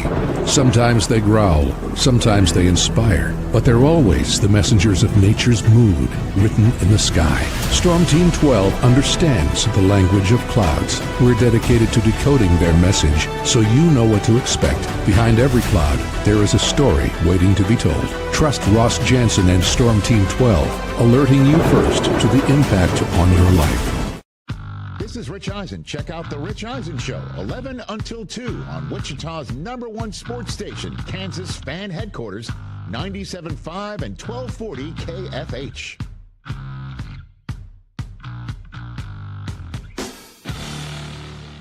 Odyssey is one of the most influential audio and entertainment brands in the nation. You already know Odyssey's iconic local radio brands in Wichita. But did you know Odyssey has the country's best collection of music, news, and sports brands? Odyssey is also a premium podcast creator, major event producer, and digital innovator. Odyssey brings people together across the country and right here in Wichita. Odyssey also delivers meaningful radio and digital audio results. Find out our story and impact at odysseyinc.com/Wichita. Make yourself known now. 831001 in traffic pursuit. Oh my God, here. Investigate TV Plus begins with real people. We investigate stories that impact you. And inspire change every day. Something is broken. Real problems. Why are they hiding it? And real solutions. My daughter was dying in front of me. What was your reaction when he said that? Investigate TV Plus, weekdays at 3:30 p.m. on KWCH.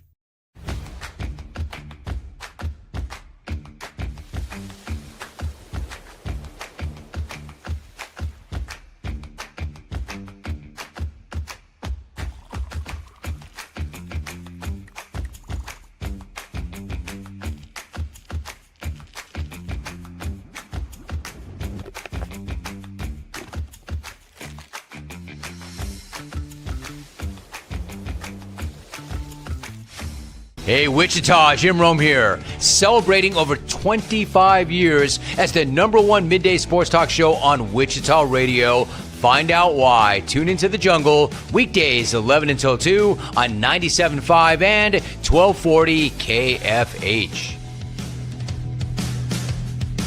Mornings are busy. We're here to make your mornings better. We report the stories that affect you. 3 more hospitalized from contaminated apple juice just a day after the FDA issue a recall. We're here to make your mornings better. Closing east and westbound lanes of K96 for repairs. With 12 News, you're prepared for your whole day. Scattered thunderstorms across the state into the afternoon.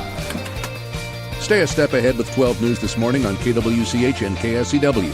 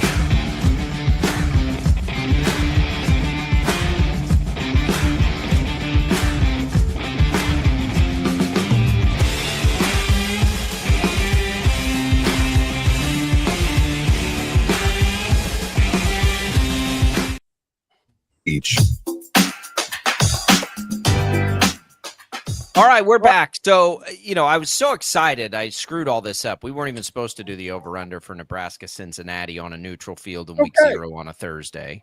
But we're going to do it anyway. So we're going to have 7 games, Paul, for you to keep a tally on. This could be the difference. We could look back at the end of these picks and say, man, you know what?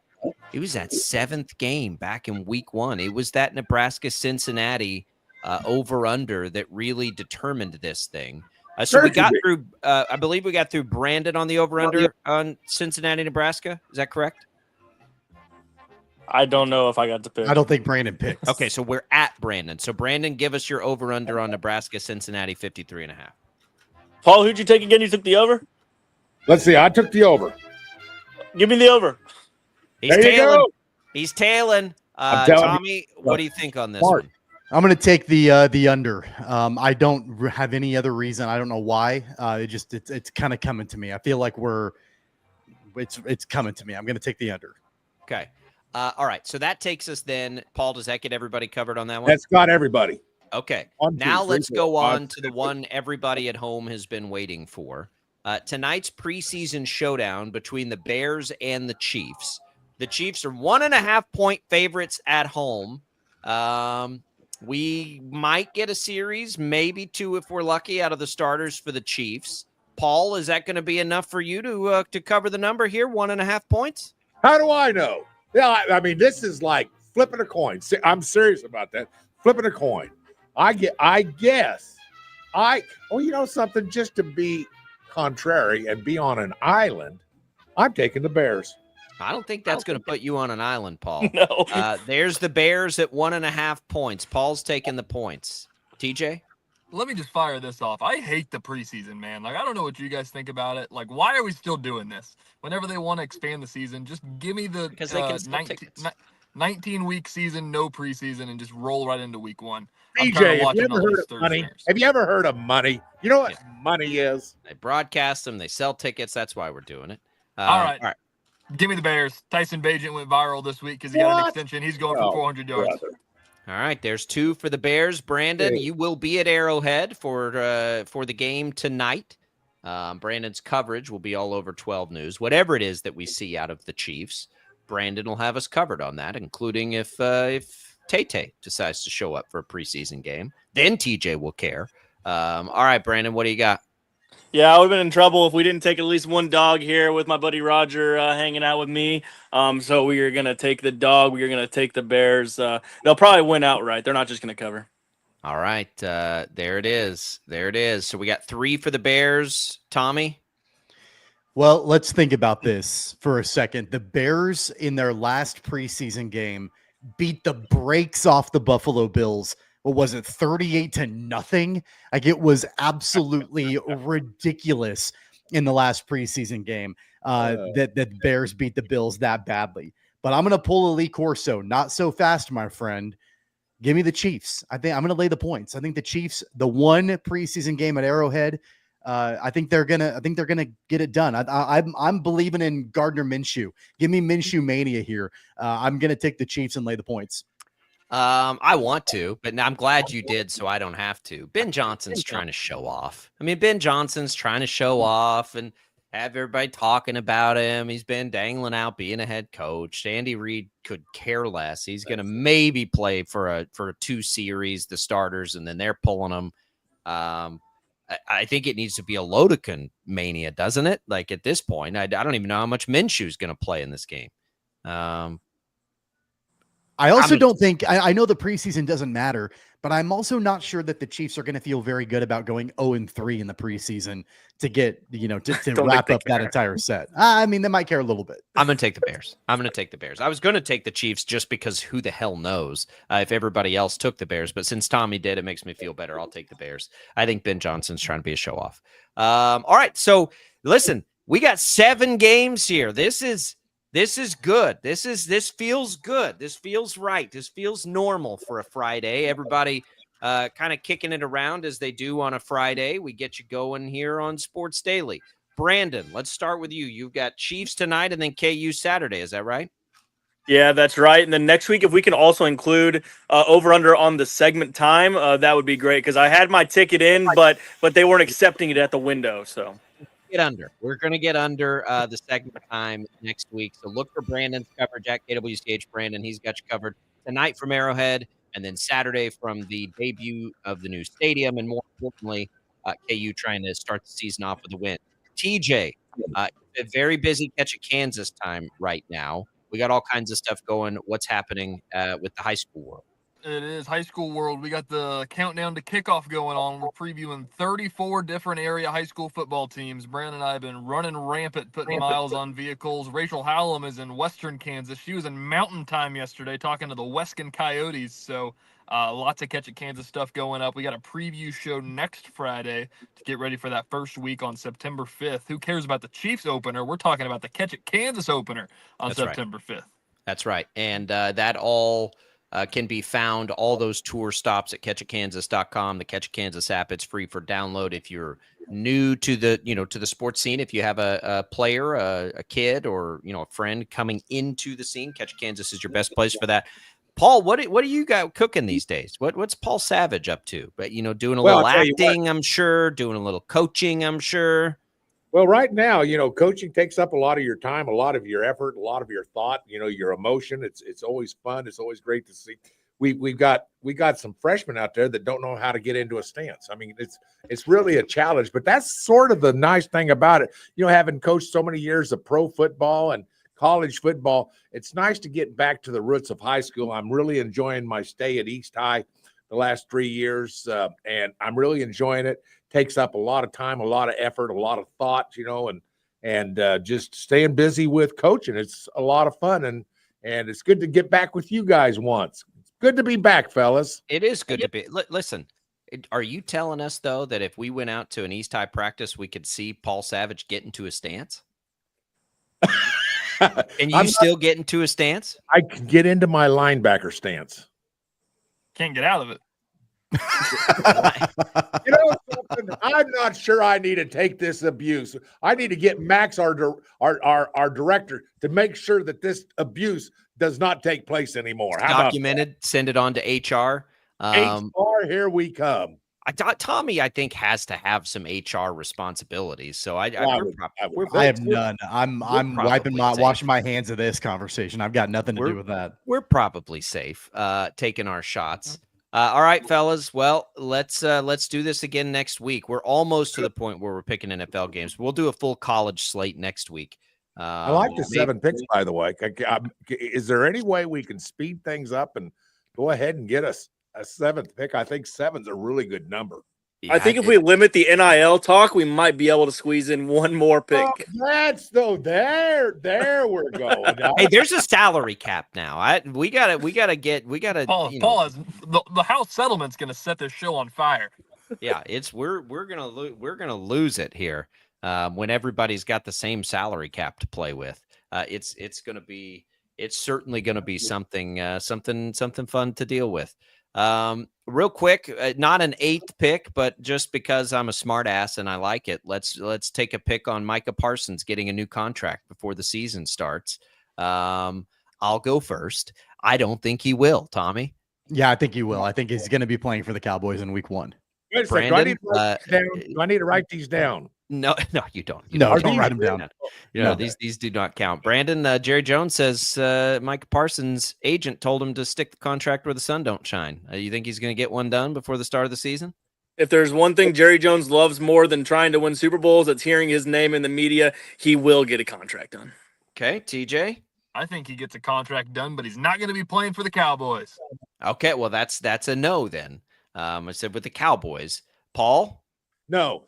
Jerry Jones, let's just face it. There's money involved, and where there's money involved, it's not going to happen.